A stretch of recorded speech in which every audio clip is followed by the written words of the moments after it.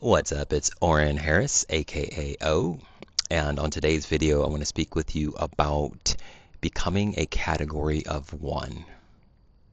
A one of one. This is a very popular emergent idea in the culture, in the arena of high performance, business, positioning, branding, marketing. Don't just be the best in the world at what you do. Be the only one who can do what you do. That way you are irreplaceable. You've eliminated all the competition because you are like Neo. You are the one.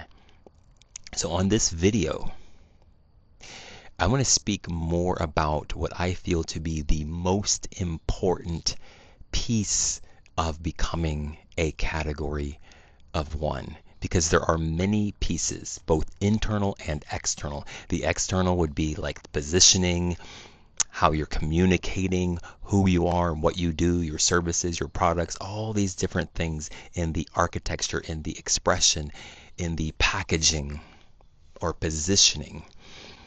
But that is of virtually no use to you if you do not get this first part down. So I'm going to start by busting a couple of myths. And the first thing I want to share is that you already are a one of one. Don't let the simplicity of this truth escape you. Do not minimize it. I will say it again. You are already a category of one. So the becoming part, even though I'm going to talk to you about a process, and most people, including myself, did go through a process. The primary process is not just a discovering of your one of oneness, but an uncovering.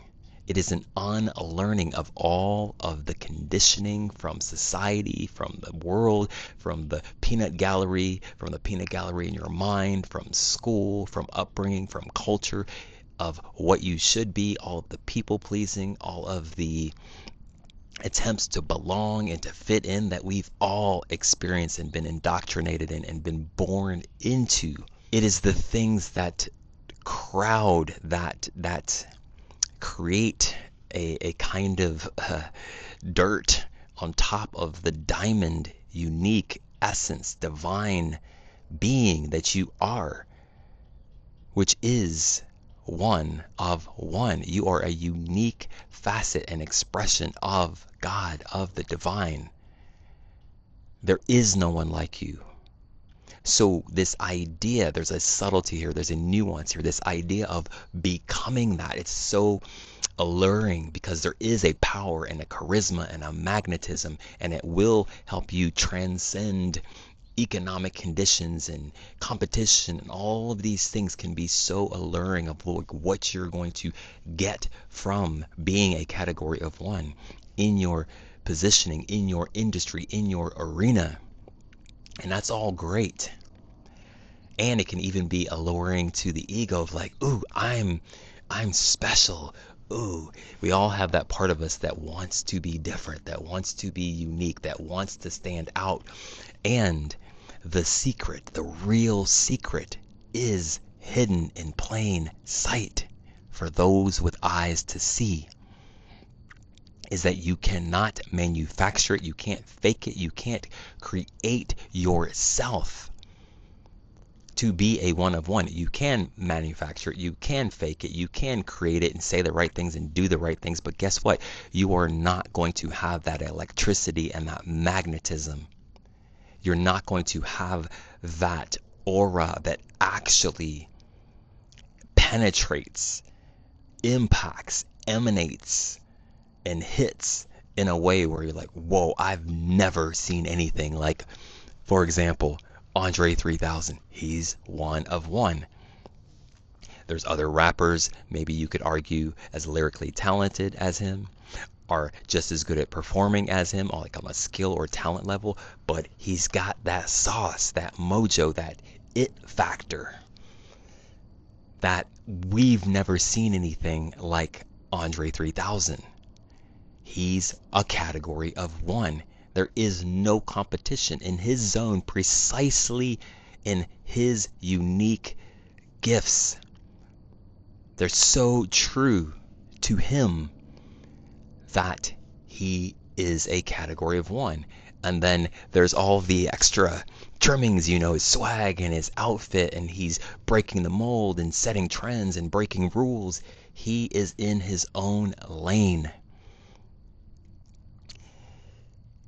And I don't know how he got there, how he became that.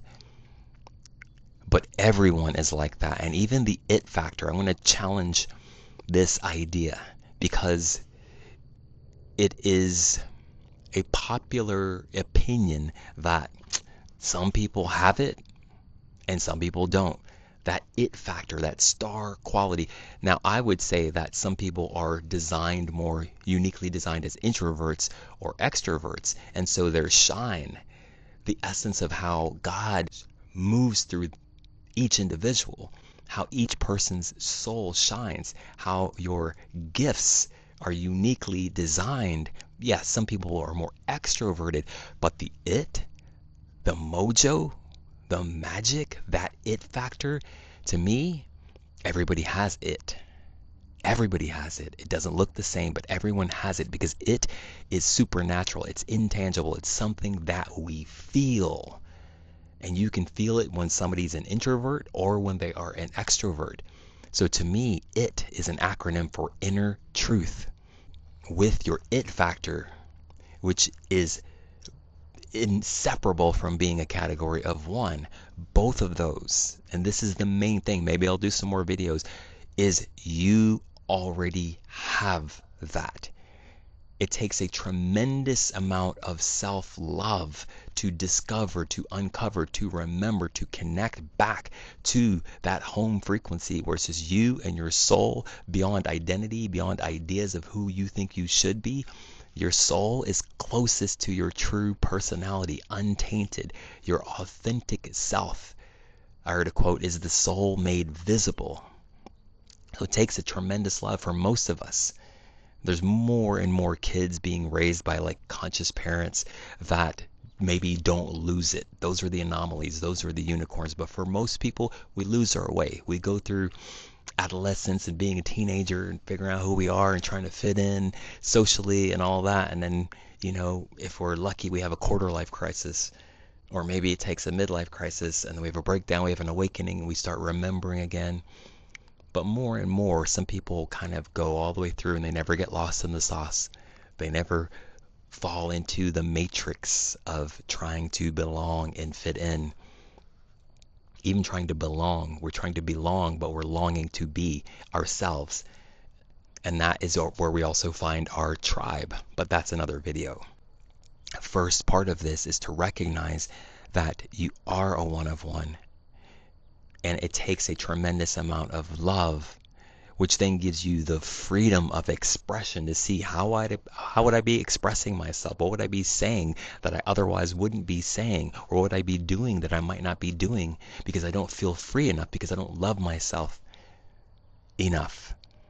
I'm trying to fit in, which is code for I'm trying to gain the approval, which is code for I'm trying to be loved. But you see, we can't be loved. We can't earn love because at our core, our essential nature, we are love. Again, something else that's natural in us when we are not in fear.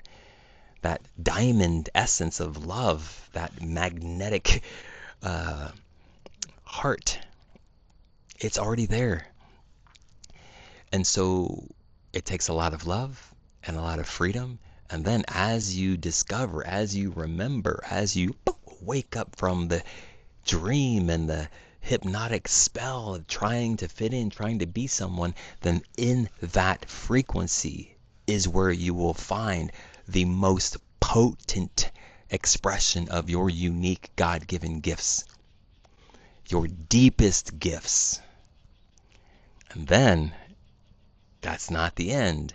In a way, it's the beginning, because then it takes a tremendous amount of courage for most of us. I speak for myself. It takes a tremendous amount of courage to give your deepest gifts to the world.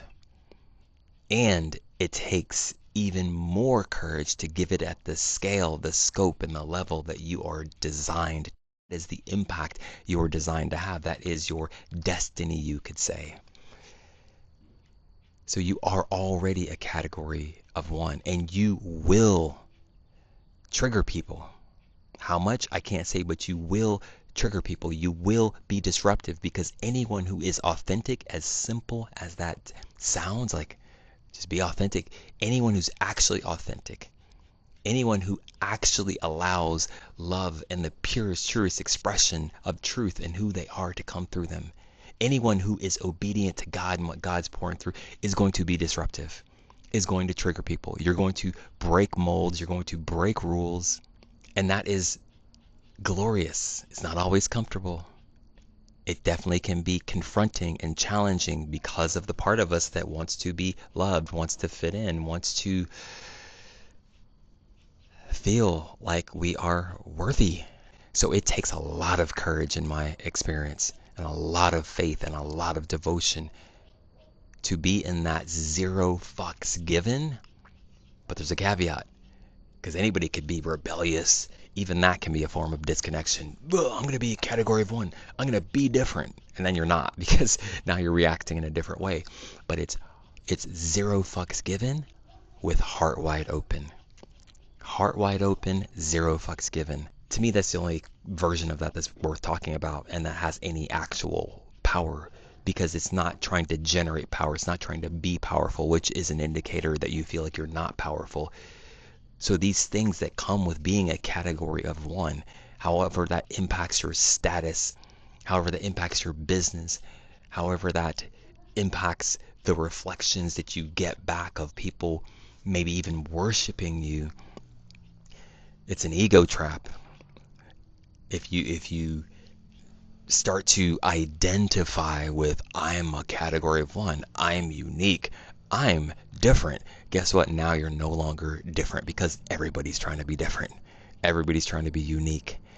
So this is the starting point. This is the first thing that I would share in this area before I get to anything about architecting and designing your life and your business and your brand and your image or whatever industry you may be in a way that is going to translate your category of oneness and give you that advantage that it naturally is going to give you.